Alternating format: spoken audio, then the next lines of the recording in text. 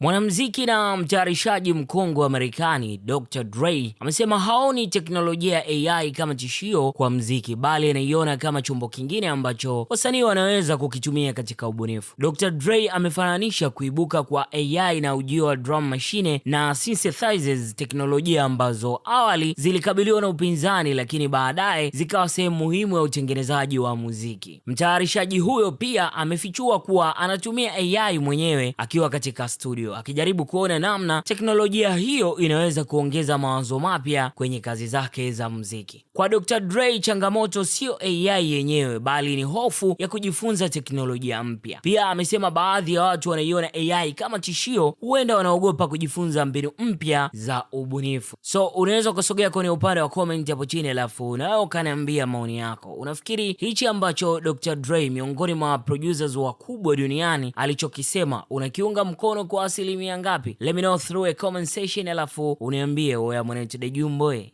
Mimi hili jambo siliafiki akina go baga. Until next time, bye bye.